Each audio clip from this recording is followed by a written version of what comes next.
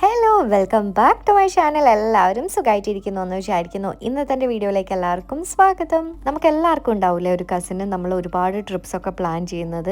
ഞാനും ഹരിയും ഒരുപാട് യാത്രകൾ പ്ലാൻ ചെയ്തിട്ടുണ്ട്. അങ്ങ് ട്രിവാൻഡ്രം മുതൽ കാശ്മീർ വരെയുള്ള ഒരുപാട് സ്ഥലങ്ങൾ ഞങ്ങളെ പ്ലാനിലുണ്ടായിരുന്നു. പക്ഷേ നമ്മളിന്ന് പോകുന്നത് ട്രിവാൻഡ്രത്തേക്കാണ്. ഞാനും അവനും ആദ്യമായിട്ടാണ് കേട്ടോ പോകുന്നത്. നമ്മൾ പത്മനാഭസ്വാമി ക്ഷേത്രത്തിലേക്കാണ് മെയിനായിട്ട് പോകുന്നത്. പിന്നെ വലിയ പ്ലാനിങ് കാര്യങ്ങളൊന്നുമില്ല, എന്തൊക്കെയാണെന്നുള്ളതൊക്കെ നമുക്ക് നോക്കാം. പോകാൻ പറ്റുമെന്നൊന്നും ഞങ്ങൾ വിചാരിച്ചിട്ടുണ്ടായിരുന്നില്ല, കാരണം ട്രെയിൻ ടിക്കറ്റ് ഒന്നും കൺഫർമേഷൻ കിട്ടിയിട്ടുണ്ടായിരുന്നില്ല. നമ്മൾ ലാസ്റ്റ് മിനിറ്റ് ബുക്ക് ചെയ്തതായിരുന്നു. അങ്ങനെ ഒരു വെള്ളിയാഴ്ച വൈകുന്നേരം ഒരു 5:45 വടകര റെയിൽവേ സ്റ്റേഷനിൽ നിന്ന് നമ്മൾ ട്രെയിനിൽ കയറി. ശനിയാഴ്ച പുലർച്ചെ ഒരു 4:15 നമ്മൾ ട്രിവാൻഡ്രം എത്തുന്നതായിരിക്കും. നമ്മൾ ആദ്യത്തെ ട്രിപ്പ് ആഘോഷിക്കാനായിട്ട് ഒരു കേക്കൊക്കെ വാങ്ങിച്ചിട്ടുണ്ടായിരുന്നു. അതൊക്കെ കഴിച്ച് ഇങ്ങനെ പുറത്തെ കാഴ്ചകളൊക്കെ കണ്ട് കുറേ നേരം ഇരുന്നു. എനിക്ക് പൊതുവേ ട്രെയിൻ യാത്രകൾ അത്ര ഇഷ്ടമല്ല കേട്ടോ. ഞാൻ അധികം ട്രെയിനിൽ യാത്ര ചെയ്യാത്ത ഒരാൾ കൂടെയാണ്. എനിക്ക് വൃത്തിയുടെ പ്രശ്നം തന്നെയാണ്. നെക്സ്റ്റ് ഡേ തന്നെ നമ്മൾ റിട്ടേണും വന്ദേ ഭാരതിൽ ബുക്ക് ചെയ്തിട്ടുണ്ട്. അതും കൺഫർമേഷൻ ഒന്നും കിട്ടിയിട്ടുണ്ടായിരുന്നില്ല. ട്രെയിനിൽ അങ്ങോട്ട് കയറിയ ശേഷം നല്ല വിശപ്പായിരുന്നു കേട്ടോ. നമ്മൾ ആദ്യം പ്ലാൻ ചെയ്തിട്ടുണ്ടായിരുന്നു ട്രെയിനിൽ കൊടുക്കുന്ന സാധനങ്ങളൊന്നും വാങ്ങിച്ച് കഴിക്കരുത് എന്നുള്ളത്. അതുകൊണ്ട് തന്നെ പുറത്തുനിന്ന് നമ്മൾ സ്നാക്സ് ഒക്കെ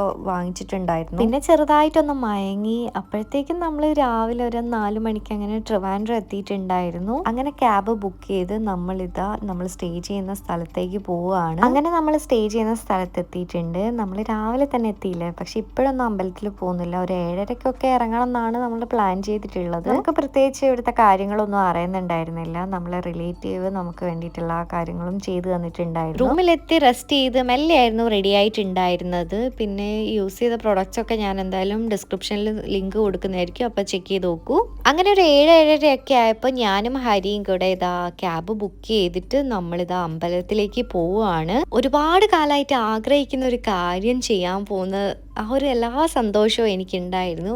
ആദ്യമായിട്ട് പോകുന്നത് കൊണ്ട് തന്നെ അതൊരു സ്പെഷ്യൽ അല്ലേ. അങ്ങനെ ഇതാ അമ്പലത്തിൻ്റെ പരിസരത്തേക്ക് എത്തുമ്പോഴേ നമുക്ക് മനസ്സിലാവല്ലോ ആ മൊത്തത്തിലുള്ളൊരു വൈബൊക്കെ. ഇതാണ് എൻ്റെ ഫേസ്റ്റ് വ്യൂ പത്മനാഭസ്വാമി ക്ഷേത്രത്തിൻ്റെത്.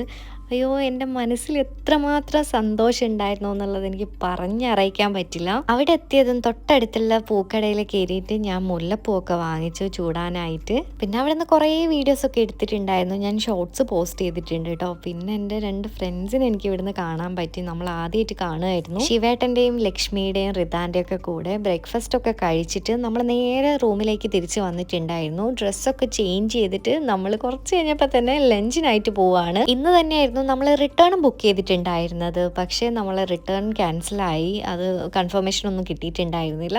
നമ്മൾ നെക്സ്റ്റ് ഡേ പോകാമെന്നുള്ള പ്ലാനിലായിരുന്നു. ഇന്ന് പക്ഷേ നമ്മൾ വർക്കലേക്ക് പോകുന്നുണ്ടാവും. എന്തായാലും ഇവിടെ വരെ എത്തിയല്ലേ, എന്നാൽ പിന്നെ വർക്കലയും കൂടെ കണ്ടിട്ട് അങ്ങ് പോകാമെന്ന് വിചാരിച്ചു. ഞാൻ ഇതുവരെ വർക്കലയൊന്നും പോയിട്ടുണ്ടായിരുന്നില്ല.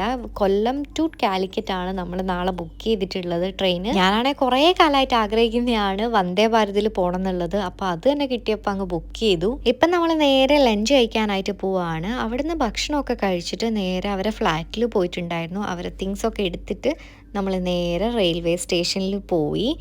അവിടുന്ന് എനിക്ക് വീഡിയോസൊന്നും അങ്ങനെ എടുക്കാനായില്ല. ആകെ ഒരു തിരക്ക് പിടിച്ചിട്ടായിരുന്നു. നമ്മൾ ട്രെയിൻ ടിക്കറ്റൊന്നും എടുത്തിട്ടുണ്ടായിരുന്നില്ലല്ലോ. അപ്പോൾ ലാസ്റ്റ് മിനിറ്റ് കിട്ടിയ ട്രെയിനിൽ കയറി അങ്ങനെ നമ്മൾ വർക്കല പോവുകയാണ്. വർക്കല എത്തിയിട്ടുള്ളതാണ് ഞാൻ പിന്നെ ഷൂട്ട് ചെയ്തിട്ടുള്ളൂ. ആകെ ആ ഒരു തിരക്കിൽ എനിക്ക് വീഡിയോ എടുക്കേണ്ട കാര്യങ്ങളൊന്നും ചെയ്യാൻ പറ്റിയിട്ടുണ്ടായിരുന്നില്ല. എയർബിഎൻബിയിലൂടെ റൂമൊക്കെ ബുക്ക് ചെയ്ത് നമ്മളെ ലഗേജൊക്കെ അവിടെ വെച്ചിട്ട് നമ്മളിതാ ക്ലിഫിലേക്ക് പോവുകയാണ്, നടന്നു പോവുകയാണ് കേട്ടോ.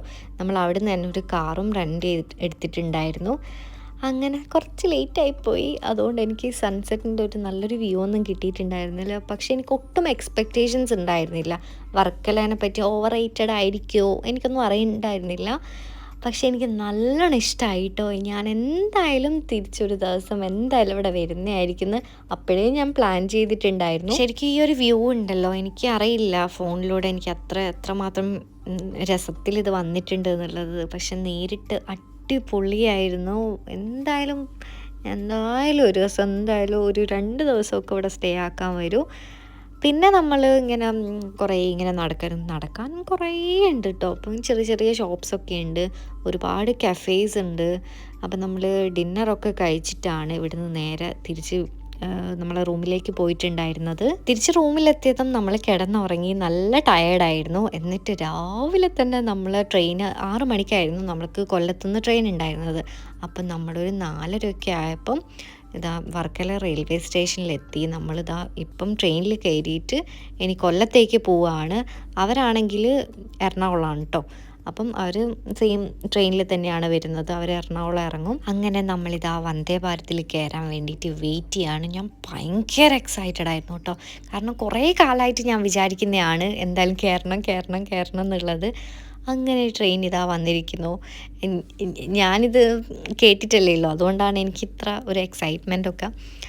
അങ്ങനെ ഞങ്ങളിതാ ട്രെയിനിൽ കയറി. നല്ല ക്ലീനാണ്. ഞാനിങ്ങനെ ഹരീനോട് പറയുമായിരുന്നു, ഓക്കെ ഇങ്ങനത്തെ ഒരു ട്രെയിനൊക്കെ ആണെങ്കിൽ എത്ര ദൂരം വേണമെങ്കിലും യാത്ര ചെയ്യാനൊന്നും കുഴപ്പമില്ല എന്നുള്ളത്. അപ്പോൾ നമുക്ക് വെള്ളവും ന്യൂസ് പേപ്പറൊക്കെ ഉണ്ടായിരുന്നു. പിന്നെ അവർ കുറച്ച് കഴിഞ്ഞപ്പം ടീ സെർവ് ചെയ്തു, ബ്രേക്ക്ഫാസ്റ്റ് സെർവ് ചെയ്തിട്ടുണ്ടായിരുന്നു. സത്യം പറഞ്ഞാൽ എനിക്ക് ഒരു നമ്മൾ ഇൻഡിഗോ ഫ്ലൈറ്റിൽ കയറുന്ന ആ ഒരു ഫീൽ തന്നെയായിരുന്നു കേട്ടോ. മൊത്തത്തിൽ എനിക്ക് ഇൻഡിഗോ ഫ്ലൈറ്റ് പോലെ ആ ഒരു ഇതായിരുന്നു ഉണ്ടായിരുന്നത്.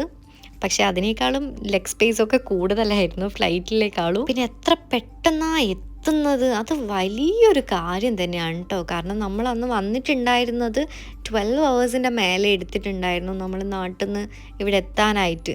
അപ്പോൾ ഇത് പെട്ടെന്നൊരു 6 ഹവേഴ്സിൽ കാലിക്കറ്റ് എത്തുക എന്ന് പറയുമ്പോൾ സമയമൊക്കെ പെട്ടെന്ന് പോയ പോലെ തന്നെ ഉണ്ടായിരുന്നു. പിന്നെ നല്ല വ്യൂ ആയിരുന്നു, നല്ല വിൻഡോ ഒക്കെ ആയതുകൊണ്ട് തന്നെ നമ്മൾ കാഴ്ചകളൊക്കെ കണ്ട് ആസ്വദിച്ചിട്ടായിരുന്നു ഫുള്ളായിട്ട് ഇരുന്നിട്ടുണ്ടായിരുന്നത്. പിന്നെ പെട്ടെന്ന് എത്തുന്നത് കൊണ്ട് തന്നെ നമുക്ക് വലിയൊരു ബോറടിയും അങ്ങനത്തെ ഒരു ചടപ്പൊന്നും ഉണ്ടായിരുന്നില്ല. അങ്ങനെ ഞങ്ങളിതാ കാലിക്കറ്റ് റെയിൽവേ സ്റ്റേഷനിലെത്തി. നമ്മളിങ്ങനെ ട്രെയിനിലിരിക്കുന്ന നേരം ഒരുപാട് ഭക്ഷണത്തിൻ്റെ കാര്യമൊക്കെ സംസാരിച്ചപ്പോൾ ഹരി പറഞ്ഞിട്ടുണ്ടായിരുന്നു കാലിക്കറ്റ് റെയിൽവേ സ്റ്റേഷൻ്റെ അടുത്തായിട്ട് സംഗീത കൂൾ ബാർ ഉണ്ട്. അവിടുത്തെ ഫലൂദ ഭയങ്കര ടേസ്റ്റാണ്, നല്ല ഫേമസ് ആണെന്നുള്ളത്. അപ്പം ഞാൻ ആദ്യമായിട്ടായിരുന്നു കഴിക്കുന്നുണ്ടായിരുന്നു. എനിക്ക് നല്ലോണം ഇഷ്ടമായി കേട്ടോ. നല്ല ഐസ്ക്രീം ആയിരുന്നു. അതും കഴിച്ച് നമ്മൾ നേരെ ബസ് സ്റ്റേഷനിലായിരുന്നു പോയിട്ടുണ്ടായിരുന്നത്. ബസ്സിലാണ് നമ്മൾ നാട്ടിലേക്ക് പോകുന്നത്. ഞാനാണ് ഒരുപാട് കാലത്തിന് ശേഷം ബസ്സിലൊക്കെ കയറുന്നത്. മൊത്തത്തിൽ ഇതെനിക്കൊരു നല്ലൊരു എക്സ്പീരിയൻസ് ആയിരുന്നു ഈ ഒരു യാത്ര. അപ്പം ഞാനിനി വീട്ടിലേക്ക് പോവാണ്. നമുക്കിനി അടുത്ത വീഡിയോ ആയിട്ട് കാണുന്നത് വരെ ടാറ്റാ ബൈ.